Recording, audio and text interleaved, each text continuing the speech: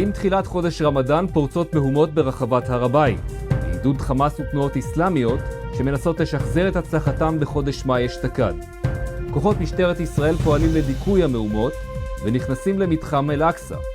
הדבר מגביר את גל המהומות בירושלים, בשטחי הרשות הפלסטינית, בגדה המערבית ואף בירדן. מחאות של הזדהות עם הפלסטינים ברחוב הירדני מובילות להתנגשות עם גורמי הביטחון ומאיימות על יציבות הממלכה ההאשמית.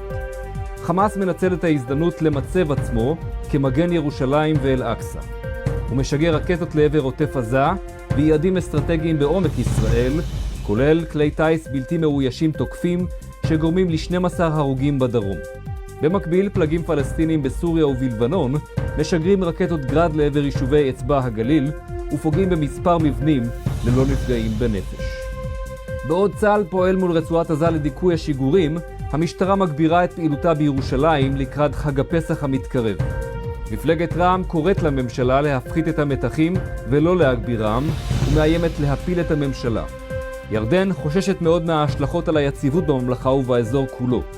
היא מחליטה שהגיעה העת ליזום מהלך מדיני בחסות האו"ם לזימון ועידה בינלאומית לפתרון הסכסוך הישראלי-פלסטיני. ירדן מוכנה להידבר אך ורק עם רמטכ"ל צה"ל. במהלך ביקורו החשאי בירדן, המלך עבדאללה השני מעביר לממשלת ישראל איגרת ובה הבהרה: אם ישראל תסכל את היוזמה המדינית הירדנית ולא תצליח להרגיע את הרוחות, לא תיוותר לירדן ברירה והיא תיאלץ להקפיא את יחסי השלום. ירדן, בתיאום עם צרפת והאיחוד האירופי, מכנסת את פורום מינכן המורכב מירדן, מצרים, צרפת וגרמניה. הן מחליטות לקדם החלטה במועצת הביטחון שכופה על ישראל והפלסטינים פרמטרים להסדר תחת מטריה בינלאומית במטרה לפתור את הסכסוך אחת ולתמיד.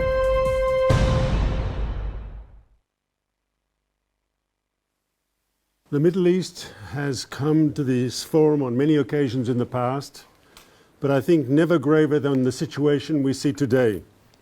This Council is committed to global security and peace, and we face a serious challenge in the Middle East to global security and peace.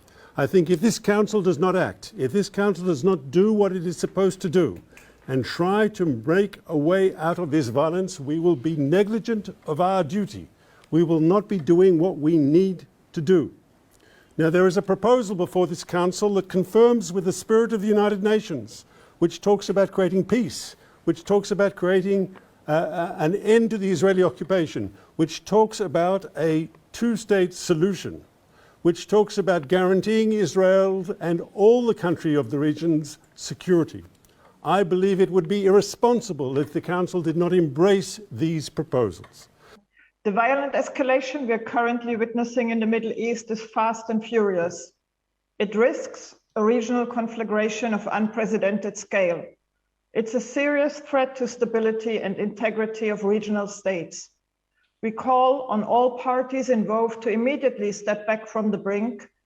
Recent events show, without any doubt, that managing the conflict can bring only a semblance of stability. It cannot provide a lasting solution. Neither does it help fulfill the aspirations of both peoples, Israelis and Palestinians. But the crisis that we face might also be an opportunity. It should help us focus on our shared objective to prevent further harm to innocent civilians and to preserve regional stability. Mr. Chairman, I want to salute the leadership of INSS in raising this issue now. It is one of the crucial issues unresolved after decades, still facing the world. And while some may think the United States has left the Middle East behind, I want to assure everyone that it has not. We think that this resolution gives a prize, a reward to the terrorism in the region, and we think that you have to move it from the table because it's not the time to do that. We are under attack. We are attacked by terrorists from all over. We appreciate the concerns you have with the resolution. However, our reading of the situation is different. The reading is that as long as there is no solution, as long as the occupation remains, as long as there is arguments for radicals with which they can mobilize in the region, we will not come towards stability. And this is why we think this is exactly the time. We have waited far too long to engage and try to resolve that conflict. And we feel that now Israel, with the backing of states in the region, has much larger room for maneuver, has more backing. Israel's security is a huge deal to me, but I also don't think there can be security for Israel without some form of better arrangement between the Israelis and the Palestinians. We don't like the language of the resolution. We always try to go not through the Security Council resolution in advancing the political process between Israel and the Palestinians. But on the other hand, the situation is problematic, is fragile, and we think that there is a risk to the peace process between Israel and Jordan. We cannot bear the situation anymore. Demonstration everywhere, and the political situation in the country is in danger. Unless we find and we get a fair resolution for both to establish this two-state solution, I think the situation will get worse and worse. And I want to reiterate our position on the status quo with the Palestinians. China and firmly supports the just cause of the Palestinian people and the right to an independent state. And China has always supported the Middle East peace process. At UAE, although it has that Abraham Accord with State of Israel, but it's always stating that the only solution for the crisis between the Palestinian and Israeli is two-state solution. And UAE believes that it can bring the two parties together based on the Abraham Accord and what is the advantage economically, politically can deliver through that Abraham Accord for both Palestinian and Israel. And the security in the region, without solving the problem of the Palestinians, I don't think it will be 100%, the perfect way of doing it. That the problem of the Palestinians must be solved. The recognition of the state of Palestine within the UN Security Council, it is the first step to recognize the state of Palestine and the border of 4th of June 1967. And you can work in the interim period in order to implement that, and it's fine with us. We will accept it. So please, first of all, we want our dignity, we want our freedom, and we want a better future for our children. That's the way you should think about it, and not to start to talk about the region as a whole without neglecting other people that they need to live in peace with their neighbors as well. When it is the time to speak about the profound situation, about the two-state solution, when it is the time to speak about the permanent status, when it will never be the time. Our Israeli partners have to start to speak directly to Palestinians, and they have to start to acknowledge their right to live in their independent state. Without a solution from the Security Council, there will not be peace in this area. The two parties will never agree. UN and the UN Security Council to launch a new international and multiple and peace process for the Middle East. And because we China think that UN and the UN Security Council has the responsibility and also has the obligation to try to promote a new peace conferences to solve the Arab-Israel and Palestinian-Israel conflicts. And we China think it's necessary and it's possible and to launch a new international conferences. So in the near future. We don't think that another big international conference, 2 quartets, 3 quartets, 4 quartets is now a situation that we are in. We believe that we have to think about the Moscow Initiative, which is logically a number of working groups on different issues concerning different, as Israelis have just mentioned, different issues concerning the region. Not only war and peace issues, but economic issues, social issues, and other deep-rooted in the region issues.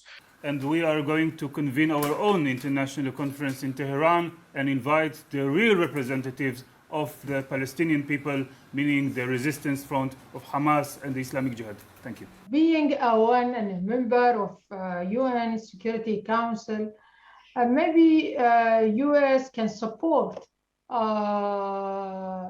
help meet the summit in Abu Dhabi, giving its also dynamic role in the region, and also based on it can bring another solution which can come out of the box. If the Palestinians, they do not agree on a resolution or in this text on their demand, if they don't find it satisfying, they will not accept it. Right. So if we want to make something that is not vetoed by the United States, it will not be accepted by the Palestinians. So we have first to see what the Palestinian demand, and it should be in the text so that it is accepted. We have, Jordan has worked many times to let the two meet and talk. I think there was not enough effort from the United States to make the two sides meet and talk. Do we need another Camp David? I'd like to open this session by asking the delegate of France, did you reach agreements with your interlocutors? Unfortunately, and I deeply deplore that, we could not agree on a text for a joint resolution or on a joint resolution as such. So what we want to suggest here is to go for a presidential statement. I want to commend both the Jordanians and the French for helping to arrive at a constructive interim step. This does not foreclose a Security Council resolution, and it does not predict a US veto of some kind of resolution we will perhaps develop in the near future. So I am not against those things, but what I am for is a way immediately to include new parties, certainly including, as you called it, the Arab Quartet, and perhaps a new venue that could refresh the conversation and try to see whether there is more common ground. I've said repeatedly that we can't want this more than the parties on the ground want it. And there is a severe disconnect at the moment between the Israelis and the Palestinians on a way forward. The Israelis are against a UN Security Council resolution. It's not the US position, it's the Israeli position. And so hopefully after this interim step, monitored by the UN, which includes a lot of parties that we haven't heard from, that maybe we will hear from, but others, we will get to a more enlightened view, which will finally, unlike prior UN Security Council resolutions, have traction on the ground and achieve the mutually desired result. Disappointed by not reaching a resolution with the UN Security Council, but I will go with the statement that you made, that we will continue this in order to pursue others, in order to start the negotiation between us and the Israelis. And we welcome the quartet and the Arab Quartet and the international conference to take place as soon as possible in order to put the agenda for how to move forward. We think that it has to deal not just with the Palestinian issue, but also with other regional issues and conflicts if we are talking about having an international conference, and we hope that it will bring something good for the region anyway. 3 points in a presidential statement. As you know, a presidential statement does not have the authority of a Security Council resolution, but it nevertheless expresses the opinion of the Council. We have 3 elements here. 1, a call for the immediate cessation of all hostilities and incitement. Number 2, an international conference under the auspices of the Quartet and the Arab Quartet. I think the proposal is it will be held maybe in the UAE. Is that acceptable? And that will deal with final status issues, 2 states, resolving the problem. And the third element is that this council will remain seized of the matter in the future. In other words, this council will continue to deal with this issue as needs be. Thank you very much to all of the participants in the simulation, also the INSS researchers and the foreign participants. As I said, it was a real challenge to get everybody in together and then bring it in a short clip, condense it. We're now going to have a conversation amongst ourselves to understand are there insights, conclusions that we can draw from the simulation from our life today, for our life today. With us, I don't have to explain, we have, of course, former Israeli Foreign Ministry and Vice Prime Minister Tzipi Livni. She's a member of the INSS. We have, of course, Gadi Eisenkot, Lieutenant General and former IDF Chief of General Staff, and he's also a senior researcher here. I'm going to begin with you, Gadi, if I may. We saw in the simulation that most of the international participants are like in a Madrid 2 in order to force on the sides parameters of an agreement in Israel. It was the only one who was horrified of the idea of an international conference and worked and was trying to influence the United States to stop it. Now, why are we so afraid of an international convention? Good evening. The word fear really doesn't reflect the understanding of the position of the Israelis in the simulation. The situation in which Israel is in the simulation, it talks about a scenario of escalation in Jerusalem, missile attack in Gaza, attacks from Syria and Lebanon, and then, of course, having an international conference. And from Israel, in that particular scenario, that would be very bad to get to a decision from a position of weakness when you have regional escalation in the area and Israel is dragged into an international conference. Generally speaking, the state of Israel has to have negotiations for the future of the state from a position of power and strength, and not as a result from a scenario in which we are forced into dealing with escalation and forced to the negotiation table because of that. And so the resistance was, and the objection was very understandable with the events that were unfolding in the simulation. They were completely against the national security interest of the state of Israel that has to make very fateful decisions from a position of strength and not while dealing with escalation that creates a difficult state of affairs here that may also force us into making deals that are not good for us. Now, Tzipi, I turn to you now. When I talked to you throughout the simulation, you said an international conference is a tool, a means to an end. But you have to understand what the end is. What is the goal? What does Israel want? But before we talk about the interests, first of all, the state of Israel and us as well have to talk about the vision of Israel. And from that vision, then understand our interests, our strategies, our tactics, and so forth.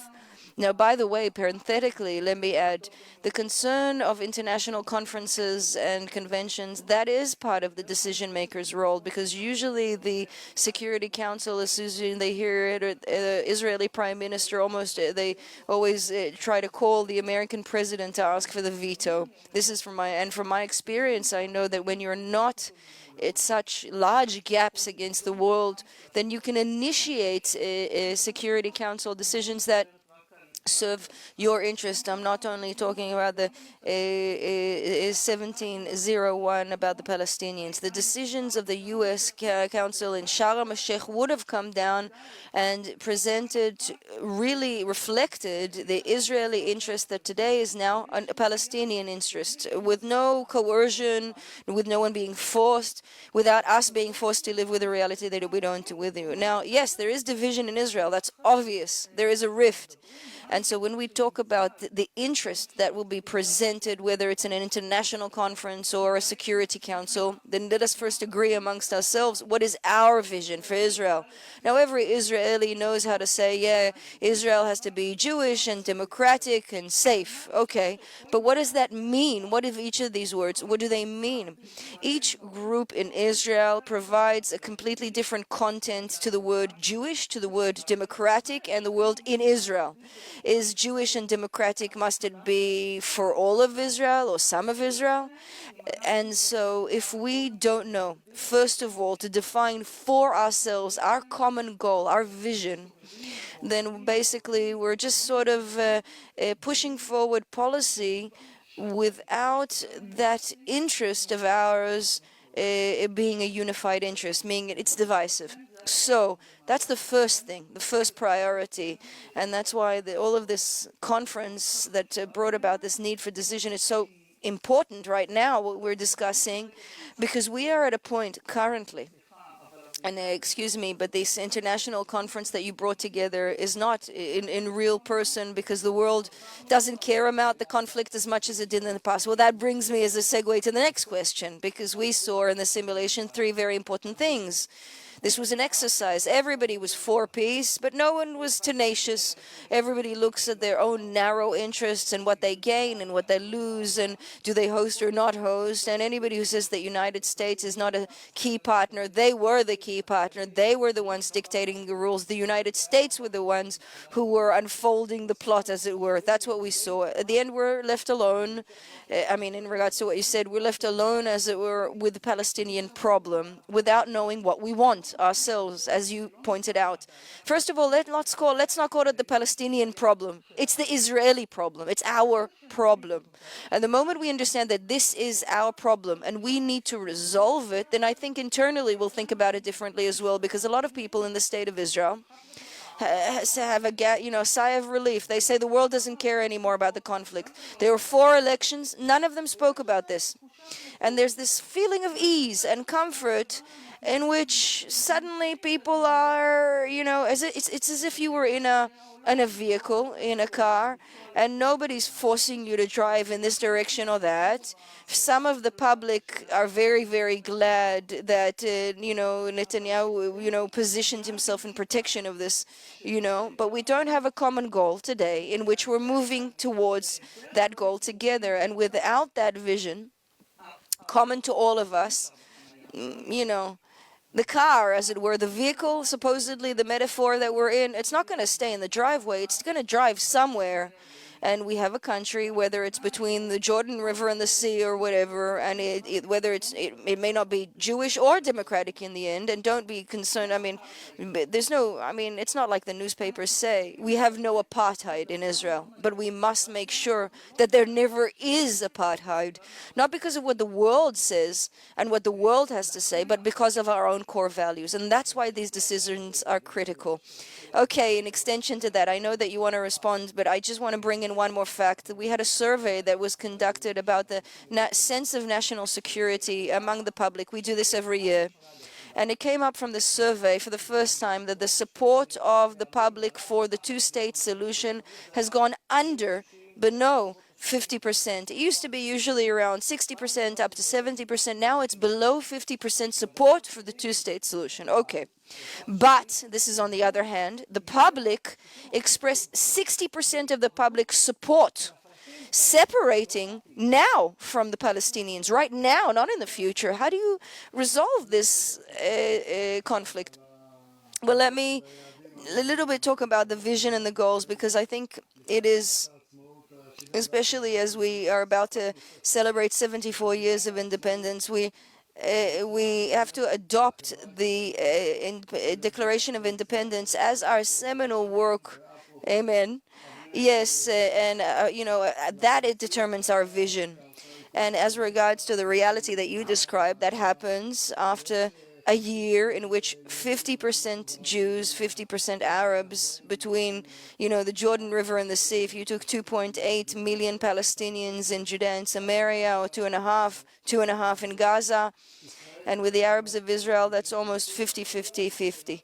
And the question is about the identity of Israel and where it wants to go. But the statistics that you show are very unsettling, and they join another image in the Palestinian side of increasingly more and more young Palestinians, educated, frustrated, and despondent and despairing, that are working with their authorities for a one-state solution, meaning lots of areas of Judea and Samaria, and that's very concerning.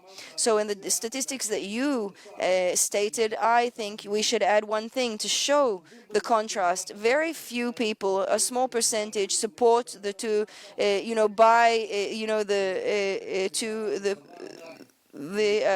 one state for two people.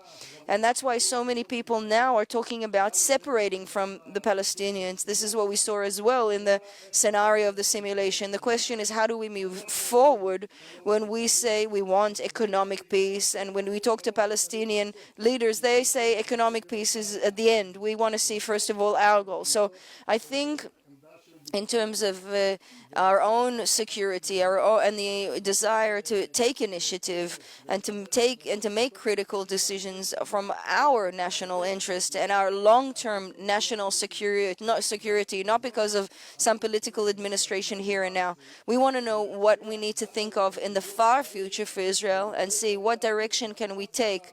And then we can see what milestones are required that would bridge the way to a better future for both peoples, with the understanding that there was a process, there were milestones like the GOP that was supposed to conclude with a final status in 1999. And then it evolved into an intifada. And afterwards, when they tried to take the whole peace package, that collapsed and turned into violence. So we need a way that provides a horizon and builds a path to that horizon, which is in a win-win situation for both sides, with all of the differences of culture and beliefs, and the fact that we have here a profound conflict which is completely different from the peace agreements between Israel and Jordan, or Israel and Egypt, or Israel and the UAE. So what we have with the Palestinians is an issue which is complex versus the other challenges that we faced. With Ms. Herman, who was the ambassador in the simulation, the U.S. ambassador, said, let's do intermediary steps. Now, I'd like to go back to you, Ms. Livni, because you talk about directions, but the public is divided. Yes, they are. More than half are afraid of a Palestinian state. The biggest catastrophe in their eyes is, the Palestinian state. That would ruin Zionism. The other half are terrified of demographics, and that we will find ourselves in a one state with a Palestinian. How do you deal with this divide? First of all, this is a profound disagreement of identity and ideology. It's a disagreement between, though their national direction talks about the Jewish democratic state and wanting to preserve both Judaism and democracy, on wanting to have and knowing that we have to have a Jewish majority in order to do that, and the need to separate from the Palestinians. Up to now, I haven't said anything controversial, but the path to separate from the Palestinians. Now, I don't care about a Palestinian state. I care about the democratic Israeli state of Israel. I want to end a conflict. That's what I care about. Now, if we can find a solution that would remain Israel, would allow Israel to remain Jewish and democratic with a Jewish majority, we would accept that. But that's not what the other side is proposing. But here in Israel, they talk about the land of Israel, and many people in Israel push for the land of Israel and over long-term Israeli national security issues. Now, this is not semantics. There will be a mixed state here. This is not semantic, mixed. And if you remember, think about what happened in the mixed cities of Israel. So this is not something that suddenly emerged, but it is coming up, and it's happening in places that we find uncomfortable to deal with. And that's what happens with a mixed country. And the vast majority of Israel doesn't want that, in my opinion. So even in the surveys that you mentioned, there's greater support of separating from the Palestinians than a two-state solution, because separation seems like, let's have a divorce, let's divide up the property. And the other proposal sounds like we have to continue in this bad marriage and live in together. So the public has to understand that those who are saying or for a two-state solution, it's not a two-state solution because we care about the establishment of a Palestinian state, but rather we care about, I don't know, after let's have, a secure state of Israel. Let's have borders, maybe, borders we can protect. I mean, at the moment, all of that is still left an open question. So let's not hide issues. After many years in which the supporters of the two-state solution constantly were considered pro-Palestinian, they were traitors to the state, horrific things were said about people who were for the two-state solution. But what is happening now, at least positively speaking, I think only unity can bring Israel together. But unity is not enough, even that. And what happened maybe will allow us to conduct this discourse that must be conducted, and decisions must be made, but maybe will be a bit more businesslike without all the hatred and diatribe. And another remark, why is this so important? Because our history as a people in Israel has proven that after making very difficult decisions, we have had cohesion, even with the establishment of the state. I remind you, I mean, we all like to remember the decisiveness of 1947 decision to establish a state, and then finally a state was established, and there was a declaration of independence. Yes, and everybody signed it. Revisionists and communists and ultra-Orthodox and socialists, everybody signed the Declaration of Independence. The same as the peace agreement with Egypt. I remind you the protests and Tzachi Negbi standing on the tower and the horrible terrorist attacks. But 40 years later, the Israeli Prime Minister stands and says, this is the most important security achievement since the establishment of the state. I have a few more minutes. Gadi, what do you do tomorrow morning? Let's say, I must remark that the INSS published a memorandum just recently that Pnina Shervit Baruch wrote that really describes the reality of a one-state solution, meaning a mixed state. I suggest you read it. It's horrifying, but okay. Tomorrow morning, I wouldn't do anything special maybe, but I would suggest for all of us to, leave this sort of cycle and say that when it's quiet, why should we do anything? And when there's escalation, it's not the time to do anything because, yes, right, there's always a reason to sit on the fence. But if our most basic national interests should be, I mean, it sounds like a cliche, a Jewish, democratic, progressive, egalitarian, tolerant state, Israel that is the cornerstone of all of the Jewish people for everyone around the world, then we have to make decisions about our identity, about the future of the state of Israel, with all of the divisions and disagreements we have in Israeli society. I don't think today we can make these decisions because it will end in either escalation and internal conflict. But even if you look to the horizon, to the future, and you begin to build a format which is good for both sides, with security arrangements which are clear and definitive, I think that's better than the reality that has been created of stagnation this last decade and this, recoil from even touching on the Israeli-Palestinian conflict because of this idea that it will bring to more divisiveness in Israel between us and the Palestinians as well, and it can also bring political crises. And do what we need to do that is good for Israel, for the far long-term future of Israel. Yes, One last thing, but the moment you know what your goal is, what your destination point is, then you know that there are steps that you have to take that will help you, or those who will be that will prove obstacles. How do you leave the door open for that horizon, for that? And then you know very clearly what you will need to do in 10 years or tomorrow morning. Thank you very much to you both.